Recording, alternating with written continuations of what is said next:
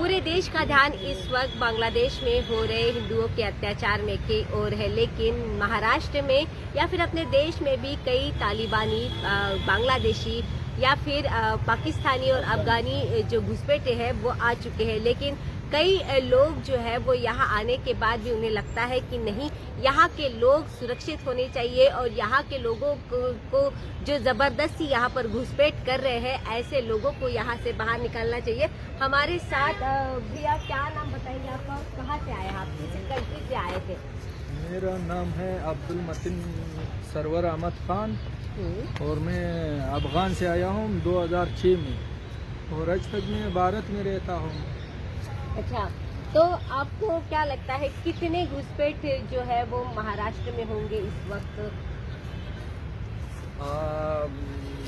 महाराष्ट्र में तो नागपुर से लेकर के बहुत घुसपैठी है, अगर जांच करेगा तो। अच्छा, तो आपको लगता है कि नागपुर में भी घुसपैठे हैं, आपको पता है? हाँ बिल्कुल है, नागपुर में यानी घुसपैठी क्या, अगर वो रूल में अगर नहीं बैठता है, हाँ।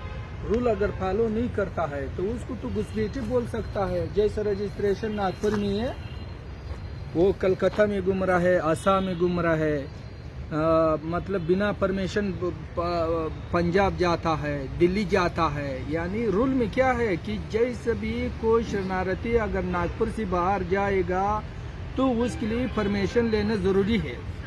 अच्छा, तो आपको ऐसा लगता है कि लोग नागपुर के लिए अनुमति लेते हैं और पूरे देश में घूमते हैं?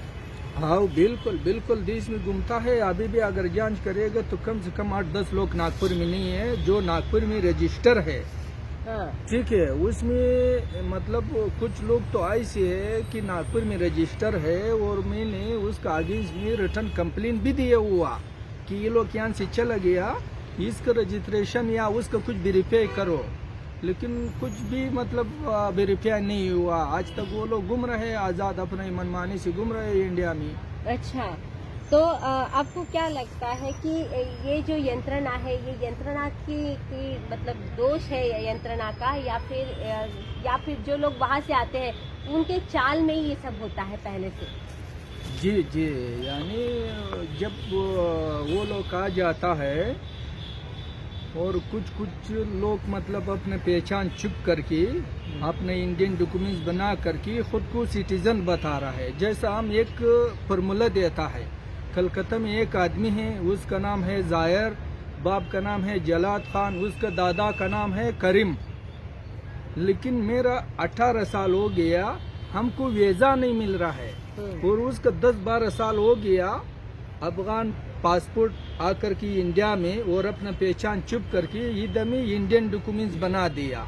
और इंडियन डॉक्यूमेंट्स का साथ साथ में उसको पिस्टल का भी लाइसेंस मिला और ये किसी से चुप करके बात नहीं है। वो मतलब इधर में काम उसका क्या है, हवाला का काम। यानी कम से कम अगर उसमें जांच बैठेगा तो ये 15 साल में कम से कम 50,000 करोड़ रुपए दुनिया में जिसको जाम भी लगेगा वो करवाता है। बिल्कुल, आपने कहा कि वहाँ से लोग आते हैं, भारत में आके बसते हैं और आपके वहाँ पर तो इजीली जो है वो मतलब बम बनाना, ये पिस्तौल बनाना, ये जो है वो सिखाया जाता है, लोग बनाते भी हैं। तो आपको लगता है कि उसका उपयोग, दुरुपयोग जो है वो महाराष्ट्र में या देश में हो सकता है?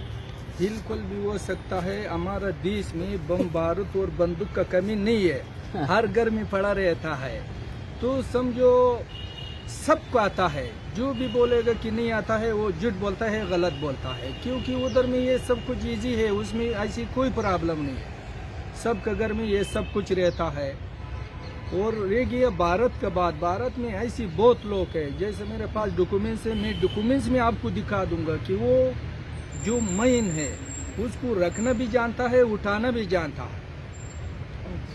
तो मतलब अभी घूम रहा है इंडिया में इधर उधर, कोई उसमें मतलब अच्छा करके ध्यान नहीं देता। बिल्कुल, कल ही महाराष्ट्र के पुणे के दौन में एक जिहादी जो है वो अपनी पूरे फैमिली के साथ मिला है और छपड़ा है और उसको अरेस्ट भी की गई है। उसके घर में कारतूस भी मिले और उसने 80,000 रुपए देकर जमीन भी यहाँ पर खरीद ली, यहाँ का नागरिक भी बन गया और साथ में उसने एक सर्टिफिकेट कोर्स कर दिया मौलवी का और मौलवी बनकर भी घूम रहा है। तो महाराष्ट्र में कितने मौलवी ऐसे होंगे जो बाहर से आए होंगे?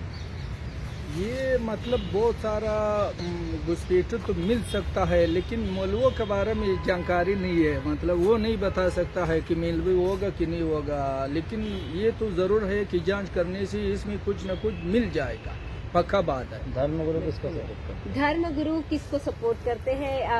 बाहर से आने वाले जो लोग हैं उनके लिए सपोर्टेड होते हैं धर्मगुरु आप?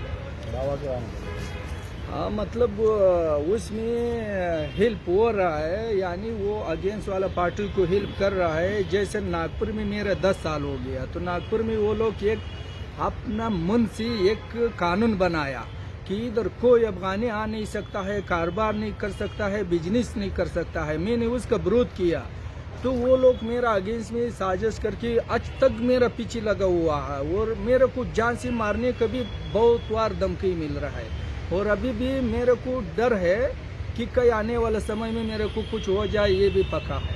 क्योंकि हमारा काम क्या है, हम वो लोग को बोल रहा है कि सबका सबतिनान हो, यानी सबका नाम हो, मिल कर के फिर हम लोग बाद में सरकार से बात कर सकता है कि जैसा जो पुराना जो यहाँ में बहुत सालों से जो अफगानी है या पख्तून जो बोलता है, तो उसका आगे इसमें जैसा असम में अभी 2-3 साल पहले बीजेपी वालों ने सर्वे किया, उसमें 19 लाख लोग ये मिला था घुसपैठे।